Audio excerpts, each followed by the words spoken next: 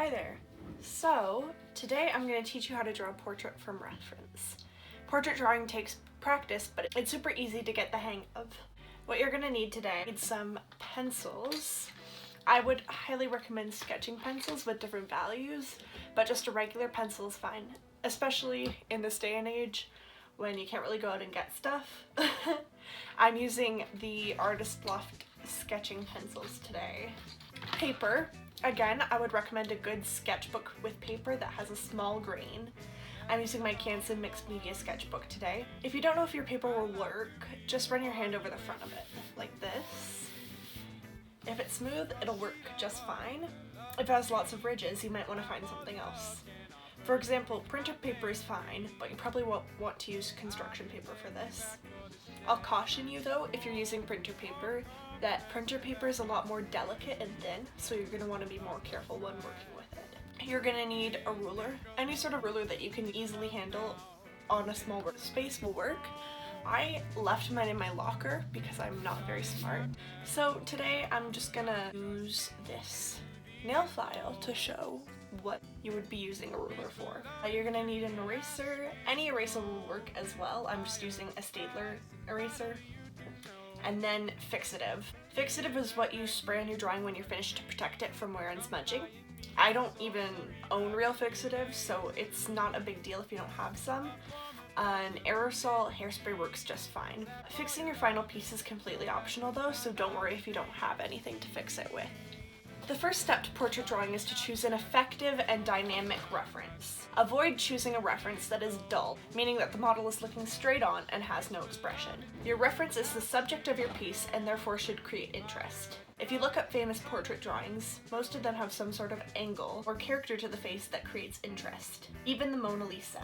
I grew up with people telling me that Da Vinci's painting was dull and stern, but if you look closely, she is angled to the left and has a slight smile. Interest. As an example, here are two drawings that I've done.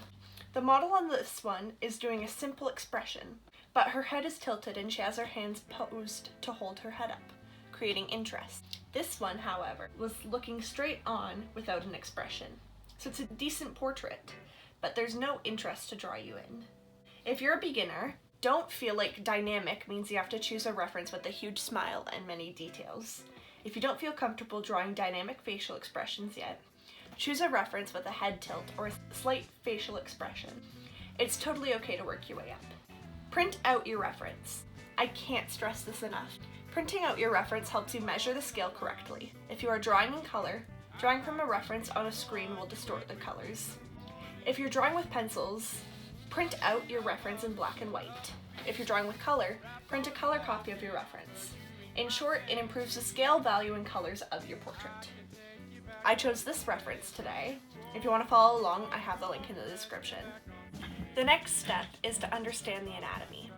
This is a skill that comes with time, but not without practice. The best advice my art teacher gave me was to take some time and feel your face. Where does it dip? Where are the high points? Take note of the bone structure and where they meet, in particular the eye sockets. The eyes are one of the hardest parts to master since they are more complex. If you feel them, you will note that the eye socket connects the brow bone into the nose and down the cheek. Definitely more than what you see on the surface. Now, use this knowledge and look at your reference. Again, some good advice my art teacher gave me is to see, not look. This applies to structure, values, and color. The example she gave was an apple. When you first look, it's red, but when you actually look deeper, you'll see the green undertones and the blue shadows where it curves away from the light. In this case, see the bone structure of the reference. Maybe the reference has higher cheekbones or a hooked nose. These are things that you're going to need to note when you're sketching the portrait. Next, you're going to draw your guidelines. Now it's time to get your hands dirty. Grab your ruler, your reference photo, and your pencil. So on this reference photo, I already have the lines pre-drawn, but you're going to want to measure between the following points and draw a line between them, marking this grid. A line from the outer corners of the eyes down, from the inner corner of the eyes down, from the point of the chin across, from the base of the nose across, depending on the angle, it's going to be the tip of the nose, just whatever point of the nose is lowest. For this line, you're going to want to go by the eye that is lowest for the bottom line. So as you can see between the two eyes, this eye comes down lower on the piece of paper. So we're going to draw the line underneath this eye. Also the same thing for the top, you're going to want to go from the crease of the eye, and you're going to want to go from whichever eye reaches up higher on her face. So this eye comes up higher because her face is on a tilt this way. So you're going to want to draw the line. The brow line across, obviously her face is on a tilt, so it's harder to mark what line is the middle. It doesn't have to be precise. The line here is coming across this way, and from the hairline across. And then a line down the center of the face. Obviously with a tilt, it's going to be a little bit more estimated, but you kind of just want to half the face. So I brought the line down here. I personally don't really use guidelines anymore, but you can always use them if you feel more comfortable doing that. I tend to go for the trial and error route, but for beginners, I definitely recommend using guidelines to ensure accurate facial anatomy. Now, you're going to want to copy this grid onto the paper that you're drawing the portrait. Make sure to draw the lines extremely lightly so that you can erase them later on without leaving a mark. Next thing you're going to want to do is make a values chart. On a separate piece of paper, draw a rectangle and shade it with your pencil from light to dark. After that, draw lines to section off where there is a change in value.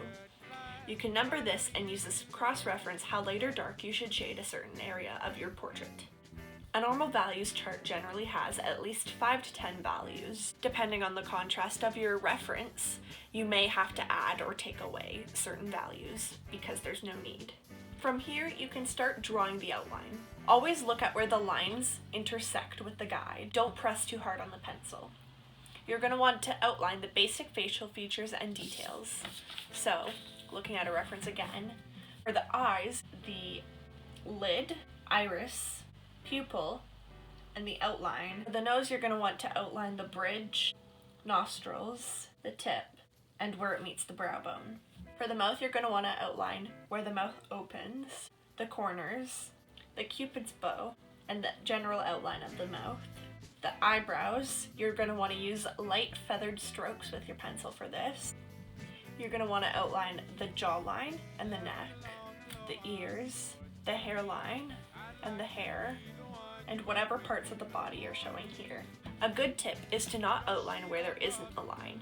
This sounds simple, but if the lighting is hitting one side of the nose and you can't physically see the outline, even if you know it's there, you may be tempted to just draw the line where you know it should be. This will affect the portrait later on when you're shading, because you're going to want to shade the line, therefore altering the portrait altogether. Here, the lighting is softer, but still pretty direct.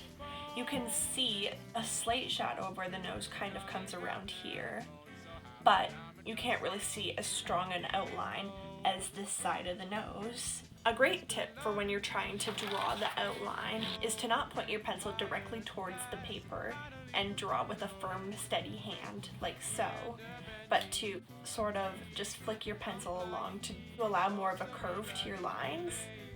I have it zoomed in a bit so you can see, but this is the completed outline. Obviously, if you look closely, some details aren't exact, and I've taken some liberties, but that's what art is all about.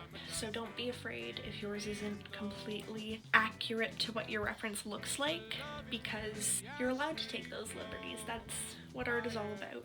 Now, you are going to want to mark out the highlights and shadows. Start by identifying where the light is coming from. If you look at this little image I have here for you, you can see how the statue changes depending on what the light source is. Make sure to use a super light hand while doing this. Compare the sections to your reference and your values chart. You can either mentally number the sections with the corresponding box on your values chart, or write the number extremely lightly on the section with your pencil. It's also during this stage of the outlining process that you are going to want to erase your guidelines. Now, the fun part, shading. This is where the piece comes together. First, you have to decide how you're going to shade.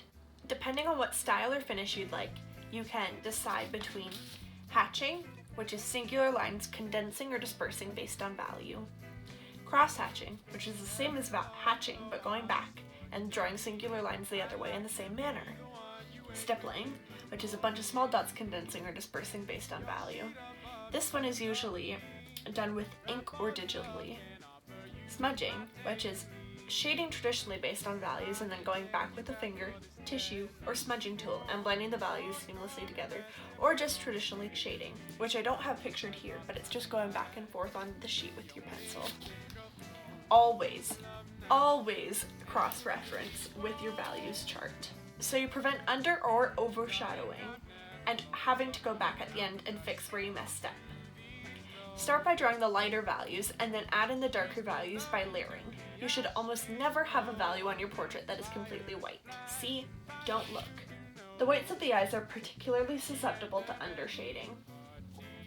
Don't be afraid to go back and touch things up if you're not happy with them, but also don't be upset if your portrait doesn't turn out exactly like the reference. Practice makes better, not perfect. Plus, most artists use references as a guide to go by, not the basis for a photorealistic carbon copy. The little quirks of the portrait are your personal flourishes. To these lows, whisper love into the ash we blow, fired glass and finally you to know.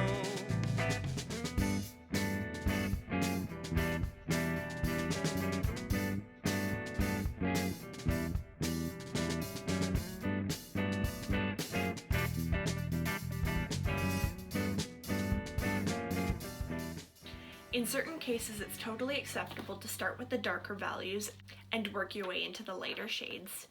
For instance, if you look at our reference, her lips are very ombre'd, meaning that the closer you get to the opening of her lips, the darker it gets. Therefore, it'll be easier for us to shade this by going dark to light.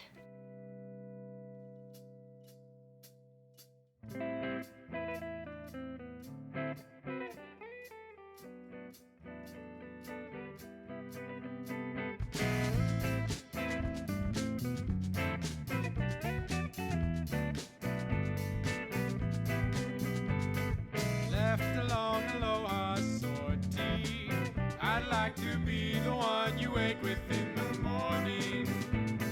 Send your efforts down that street.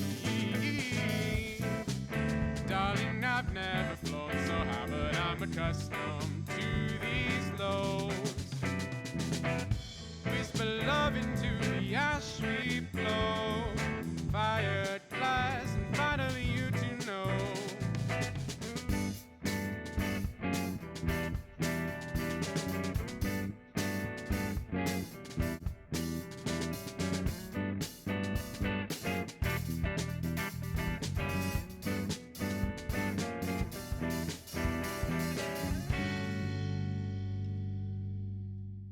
When you're happy with the result, you can sign the portrait and use your fixative. This is what I ended up with. Obviously you can see it's not exact to the reference, but the reference gave us a good guideline for what we were going for. That's the goal of using a reference. You can choose how you want to sign the portrait, but the standard is the bottom right corner. I'm going to choose to sign mine in the bottom left just because there's a lot of darkness in our bottom right corner already. Okay, so if you want to use fixative today, you hold the fixative canister at least a foot away from the portrait and spray it across the portrait, making sure you lightly mist each area of the drawing. You never want to spray it directly on the picture though. If you'd like, you can mount the portrait onto a poster board, a frame, or whatever you'd like. The last step is to be proud. You just made a super cool piece of art. By using this method and practicing, you can develop a deeper understanding of portrait drawing, leading you to develop your personal style.